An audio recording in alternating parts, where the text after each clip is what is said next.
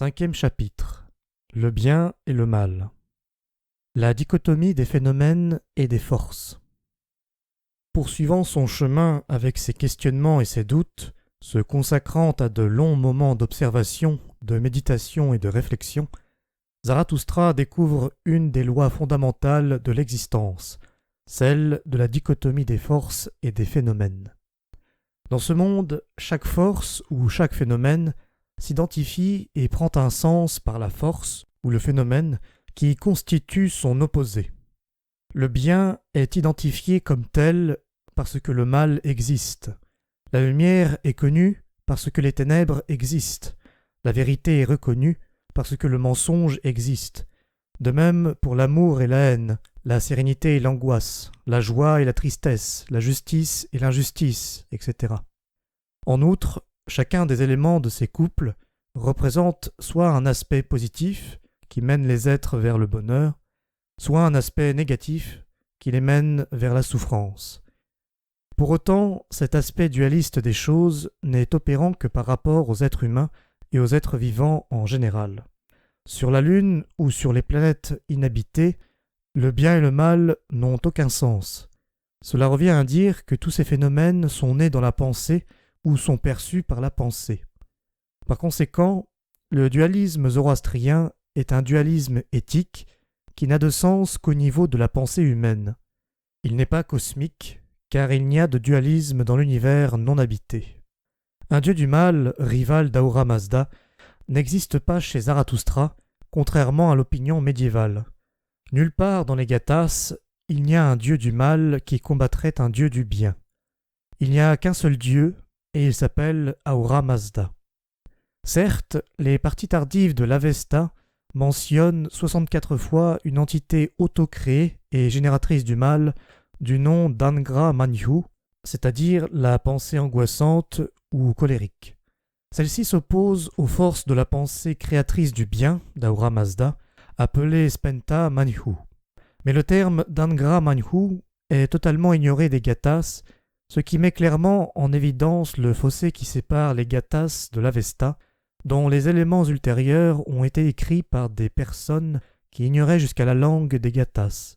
C'est pourtant cette Avesta dualiste qui était interrogée, et qui l'est encore dans une large mesure, lorsqu'on essaie de comprendre le zoroastrisme. La vie et la non-vie. Ce dualisme éthique, particulièrement prégnant dans les 3e et 5e chants, est présenté comme la clé de la compréhension de la souffrance et des ténèbres.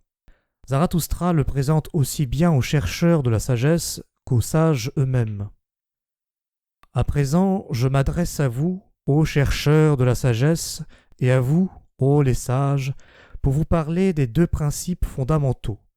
Ainsi, avant le grand événement du choix, écoutez les meilleures paroles et tendez l'oreille et regardez avec les yeux de la sagesse. Et avec discernement, chacun de vous, homme ou femme, choisira l'une des 2 voies. De ces 2 principes fondamentaux qui ont été conçus comme jumeaux et qui naissent dans la pensée, l'un représente le bien et l'autre le mal. Entre ces 2, le sage choisit le bien et l'ignorant le mal. Et lorsque dès l'origine ces 2 principes fondamentaux se sont rencontrés, ils ont créé la vie et la non-vie. Ainsi, jusqu'à la fin des temps, les disciples de la justesse atteindront la meilleure existence et les disciples du mensonge ne la connaîtront pas. 3e chant, couplet 1er. On a longtemps débattu sur la notion de non-vie présentée ici. Est-ce la mort, le néant ?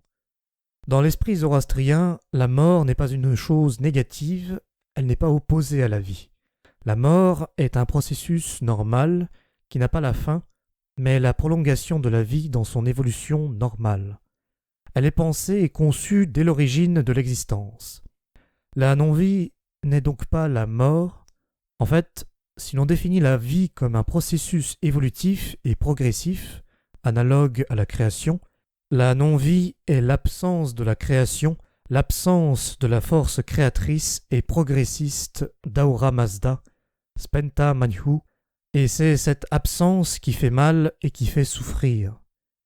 Pour utiliser une comparaison bien zoroastrienne, c'est l'absence de la lumière qui crée les ténèbres, autrement les ténèbres en soi n'ont pas d'existence propre. La liberté de choix est la signification du bien et du mal. Dans la strophe précédente, Zarathustra fait entrer dans son système, outre la notion de non-vie, un autre concept fondamental, la liberté de choix. Il insiste pour qu'avant le grand événement du choix, on utilise toute sa sagesse. Mais comment est-il possible de choisir librement lorsqu'on se trouve, en tant qu'être humain et plus généralement en tant qu'être vivant, dans cette situation si ambiguë et si confuse qu'est l'existence sur Terre? Tout semble nous échapper. Tout a été décidé bien avant que nous naissions et nous n'avons pas notre mot à dire. Pire encore, chaque être vivant, pour survivre, doit tuer et manger d'autres êtres vivants, avec toutes les souffrances que cela engendre. Dans ces conditions, comment Zarathustra peut-il croire à la possibilité du libre choix et remercier Ahura Mazda d'avoir créé la liberté de choix? Pour Zarathustra, cette liberté de choix entre le bien et le mal se situe clairement au niveau de la pensée, mana, et de la conscience, dāyana.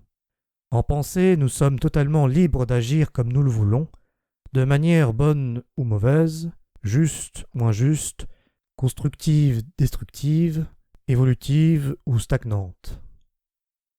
À présent, laissez-moi vous parler de ces deux voies de l'existence. La première vous fait évoluer et la seconde vous fait stagner. La pensée évolutive et radieuse dit à la pensée stagnante et sombre: entre nous deux, depuis l'origine, ni la manière de vivre, ni la sagesse ou la croyance, ni les discours, ni les actions, ni la conscience, ni l'esprit ne sont en harmonie. 10e chant, couplet second. L'homme peut donc choisir entre deux formes de pensée qui mènent à deux façons de vivre, le bien ou le mal. Et non seulement il le peut, mais il le doit. On ne peut pas avoir un pied dans le bien et un pied dans le mal. Le choix entre la vie et la non-vie est capital. C'est pourquoi il parle du grand événement du choix. Choisir son mode de vie, ses croyances, ses préférences, etc., est un grand événement, extrêmement important, mais difficile. Or, beaucoup d'êtres humains sur cette terre prennent ce choix à la légère, ou bien n'en ont pas conscience. Le pouvoir de choisir, dans les Gathas, est un droit fondamental. Le but de la vie est de réaliser une vie heureuse et sereine sur cette terre, et si c'est possible, de la continuer au-delà de la vie terrestre. Dans ce cas, toutes les actions qui mènent les hommes et les femmes, mais aussi les animaux et les plantes, vers cet objectif sont bonnes, et toutes les forces ou actions qui empêchent les êtres vivants d'atteindre ce but sont mauvaises. Voilà la signification du bien et du mal dans les Gathas.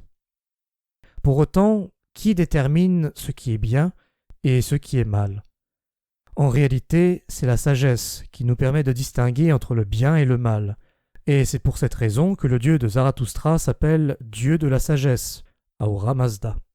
La sagesse, Kratu, rend les gens capables de choisir entre le bien et le mal, la vérité et le mensonge, la justice et l'injustice, le progrès et la stagnation, la sérénité et l'anxiété, l'amour et la haine, l'amitié et l'inimitié, la joie et la tristesse, la prospérité et la misère. Contrairement aux connaissances que l'on acquiert, la sagesse est innée et ne demande qu'à être développée. La sagesse est supérieure à la connaissance, car la connaissance, quand elle n'est pas dirigée par la sagesse, est destructrice, alors qu'elle conduit au bonheur des êtres dans le cas contraire. Cependant, cette liberté de choisir a également pour conséquence que chacun est responsable de son bonheur ou de son malheur. Cette responsabilité donne un sens à l'existence des êtres humains, qui est de réaliser une vie heureuse, mais elle indique aussi sa direction, qui est d'aider Ahura Mazda à corriger les imperfections de ce monde.